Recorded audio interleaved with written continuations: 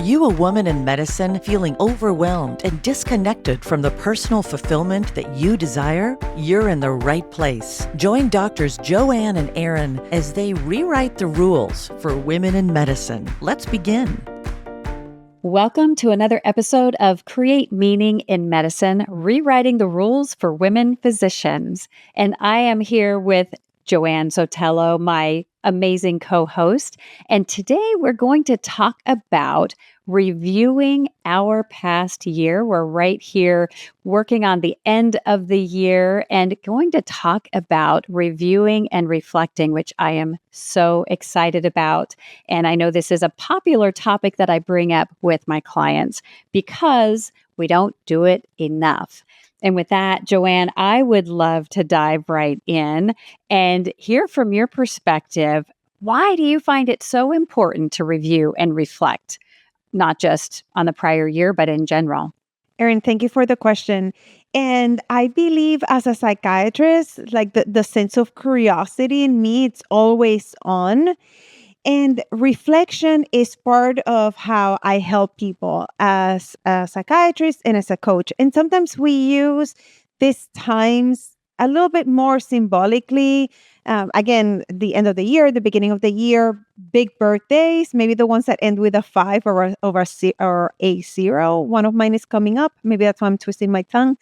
And it's always a good time to sit and pause and think of what was great this year. What were some of the challenges and how did I overcome them? And what did I learn in the process? So I love sitting with the question of what were some of the lessons learned. I believe that when we reflect, right, like when we give ourselves the opportunity to be curious, we have more awareness. And when we have more awareness, we make better decisions, we have more clarity, we make sure that we stay in alignment with the things that are important to us, because it's so easy for us to just go with the flow, be busy, do for others, and it's so important. And then the other thing is when we think of lessons, especially when there's challenges and then there's growth, we also build leverage of kind of like it's like we're exercising a muscle that then we can use for further challenges. And not that we necessarily always want the challenge, but we can choose to look at it from that perspective of growth and courage and how it can help us in the future. And then it's always a nice place to celebrate that we don't do enough, and then have that self-compassion and gratitude for the challenges and the good, the bad, the waves that we dive into, all the goodness. And I love this intro into this episode because you and I actually just spent 2 hours on a training with one of our mentors, Brendan Burchard, in this mastermind group called Ultra. And he was talking about, it was our last session of the year. And here's this person who is a multimillionaire, I don't know, billionaire, has made a lot of money, looks very successful. And he shared with us, not every year was full of the successes that maybe he thought were going to happen. And yet during those years where it looked like he wasn't growing, where it looked like he wasn't building what he wanted to build, he was learning lessons and then taking those lessons so that when the growth came, maybe it was exponential. So maybe on the outside, he was talking about, how his trainings appeared stagnant for 6 to 8 years. The same number of people couldn't grow into bigger spaces. And then all of a sudden, boom, it took off. And I like talking about like bamboo, right? Bamboo grows under the surface for, I think it's maybe 5 years. And then once it breaks through the soil, it just shoots up like a rocket and grows so quickly. And it really made me pause and think, you know what? This is a year that's been full of challenges. And if I say, what was I supposed to learn for this year to make next year even better? What a great learning opportunity, especially for someone who's been a role model and mentor to the two of us, to be talking about his own challenges when he doesn't kind of meet the bar that he had set for himself and still looking at that as a win. That's such good insight, because we tend to look at these people that we idealize and believe they have it all figured out, they don't have any challenges. And the same way that we come here and we talked about the things that happen and what we've learned, it's good to recognize we're all human, we all have different things that happen, and the compassion of saying yes and not necessarily the automatic beating ourselves up or getting frustrated, and that might be part of the recipe and you can still move forward. So yes, it's in the sense of vulnerability that comes with opening up and saying things like that. Yeah. And the other point, to go on a little bit of a tangent, because I was reflecting on this earlier this week, even before we went to this meeting together, about I remember when I was new in my coaching journey and meeting with my coach. Here I was 50 years old, meeting with my coach. And there were times I was intimidated because I didn't think I had done enough. I wasn't perfect enough. And I thought, oh, what's my coach going to think about me? And as I got to know my coach better, then she showed up perfectly imperfect. Sometimes she was a few minutes late. Sometimes she had things going on and she had to move and adjust. And I realized, oh, she's my coach. She's not perfect. And now, as I'm coaching women in medicine, my hope is that I can help create a space for them where they know they don't have to show up perfect. And actually, the more messy things are, the more progress we can make together. And realizing that even as a coach, I'm not perfect either. And so, not having that filter of just because you coach someone on being a better person doesn't mean you have 100% of your life put together. And again, hearing Brendan's message this morning was really helpful to me to not only show up better as a person getting coached, but also making sure that I can support my clients who may not feel like they're showing up well. So neat. Yes, progress, not perfection. Totally. Yeah. And so as we continue talking about this power of reflection, I would love to hear from you, Joanne. What are your top 3 lessons from this past year? I was thinking about these top lessons because so many things come to mind, which is great. And right. And we like to give you all challenges as you're listening. So as you're listening to us, think of what were your top lessons this year. And if it's difficult to come up with answers, dig a little deeper. There's a ton there. So these are the top 3 for me. The first one is recognizing that investing on yourself pays dividends. And this is something that we've talked about in here in multiple occasions because we talk about this personal development, right? Like this seminar that we were just listening to, and the personal growth. And that's definitely an investment, the same way as we invest in coaching. But think about it. What is it for you? Where is that next level for you? And I had to fight with myself for so many years of saying, like, no, that's too expensive, or then I would feel guilty, like, no, I should be spending time with my family and all the shoulds, so many shoulds. And then saying, if I can do something that will make me a better individual, a better mom, a better partner, a better physician, a better coach, it's actually my responsibility to move forward with it. That's how I see it. Like if you know it, it becomes your responsibility. And also it's made me feel more fulfilled, more balanced. I've met wonderful people like here, my super friend Erin. We've met in one of these investments that we both did for our own personal growth. And I can go on and on about this because so many different things that we can do. And we're giving you all our examples, but it's also something for you to think of where do you need to invest in yourself to get to your next level, to really get to those things that you want. I love that, Joanne. And I wrote down cost or expense versus investment. Mm-hmm. Because oftentimes, as you said, we think, oh, it's too expensive. And yet, if you can get a return on that investment, whether that's, developing yourself and preventing yourself from getting an expensive, nasty divorce because your marriage is worthwhile saving, whether that means you are going to be that much better of a physician, whether you're going to show up differently. And so oftentimes, though, I find women get caught up on that, or I'm not worth it. and then asking what's the return on that investment, or even what's the cost of not doing that. So I love that point about investing in yourself and how might that be worthwhile. What's Yeah. next? So my second one is success without harmony is not real success. And again, you can define success whichever way you want.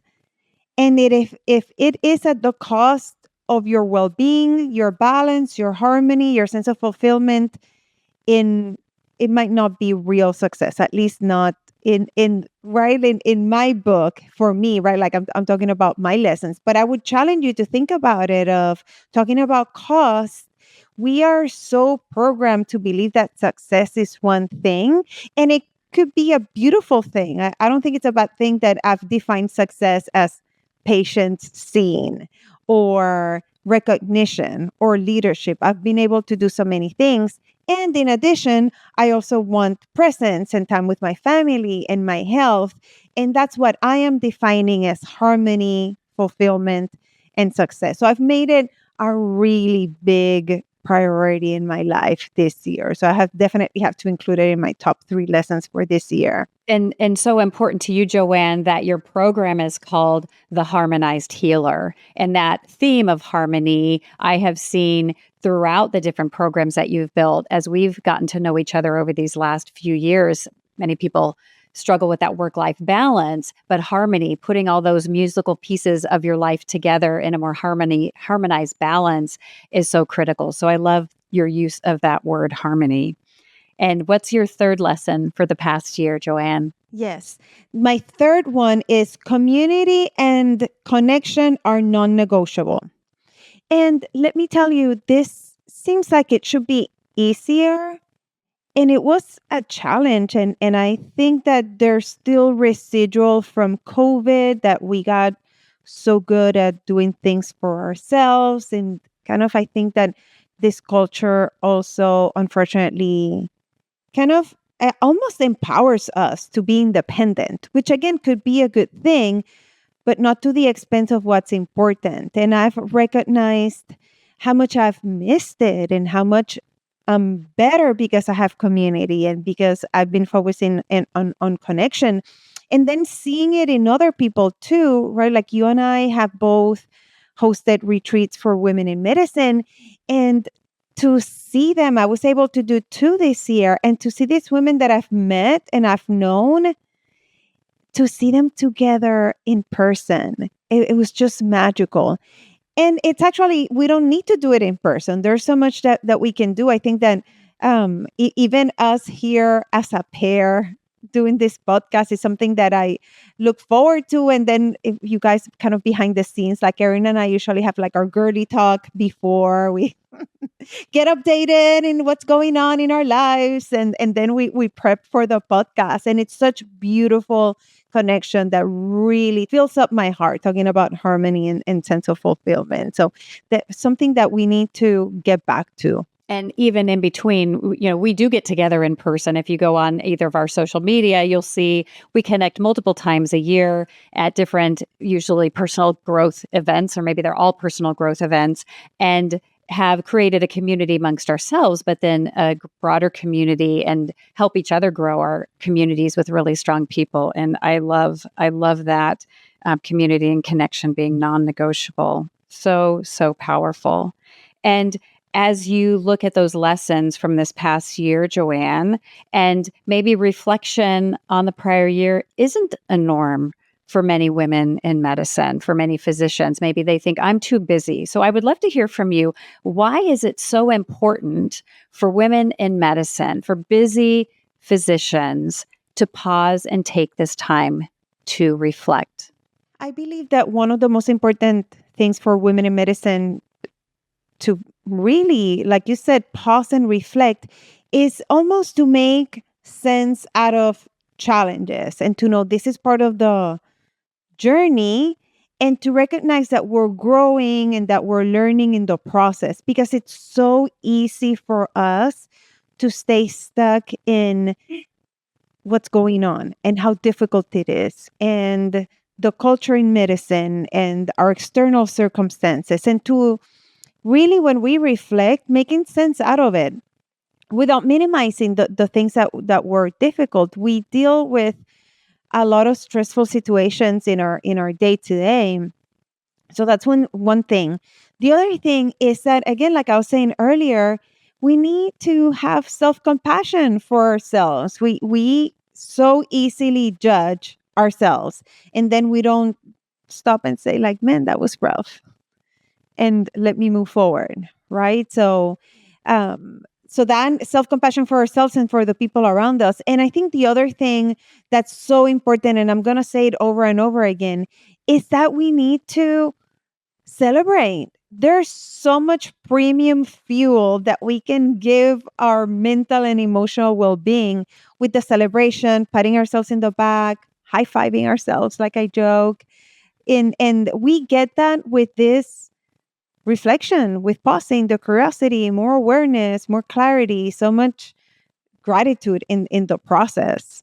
That is so, oh my gosh, I've been writing so many notes. I have all of these such powerful messages. I hope that if you're listening to this, maybe on the road, you might take another listen to it at a later time where you can jot some of these golden nuggets that, man, Joanne, you're on fire today. And I just want to reflect for a moment here on what you've shared with us. You shared it's important to review and reflect because we need to get curious, take a pause, find out what was great and where were our challenges and what can we learn from that. You shared some of your biggest top 3 lessons this past year, the power of investing in yourself and how that can pay dividends. You shared about success without harmony is not real success. That one's going in my quote book. I love that. And then the power of community and connection being so strong for you that they are non-negotiable. That is a heck of a power statement. And then it being so important for women in medicine because we need to make sense of the challenges. And there's not any woman in medicine who hasn't had challenges or trauma or things not going their way. And yet finding ways to celebrate, which is premium fuel to keep you going. It just gives me chills thinking about those words that you shared today, Joanne. And as much powerful wisdom as you have shared already, what additional information, what additional wisdom do you think would be really important to share as we reflect on this? Is like a part 1 of 2. I'm going to be sharing similar thoughts in the next episode, but what would be additional wisdom that will help our listener better understand this power in reflection? Yes, what comes to mind just listening to you reflect back to what I shared was we need to honor the journey. And while we do that, then create space for growth, right? It's the you can honor where you are and love it and love yourself and still want more and still question how can I do better, but without minimizing yourself. It's the awareness without judgment and then the compassion and the growth. Wow. It does. And I'm going to take a page out of your book, Joanne. You're always talking about journaling, about really pausing in those moments when a patient gives you feedback or somebody says something positive and you put your hands on your heart and you just pause and you just take it in and take the time to make that moment stick into our memory. And I'm just going to let that wisdom soak in for a moment, really feel it in my heart today. And I hope that you, as our listener, has really felt the power of this message and how much we care about your success, harmonic success, and not just at work, but at home, not just for others, but for yourself. It's such a passion by Joanne and I. And we really want this message to get in front of more women physicians, in front of more women leaders in medicine. And you can help us do that by pausing, if you're not driving, pause. On Apple Podcasts, you can go to our show, scroll down where you see those stars, give us an honest rating, whatever amount of stars you think, and even better, give us a review. Let us know what you loved, what you would like to see more of. That is so helpful, and it helps get our podcast in front of more people. You can also give a rating on Spotify and some of the other platforms. You can find us on pretty much all of them. And with that, we are looking forward to seeing you in our next episode, where I will be sharing my top reflections on this past year. We hope to see you there. Do you want exclusive resources and the opportunity to connect with us? Then visit createmeaninginmedicine.com now, where you'll dive deeper into how you can create meaning in medicine. And if you're serious about optimizing your results, take 2 quick steps now. Connect with us on the website and tune in to the next episode.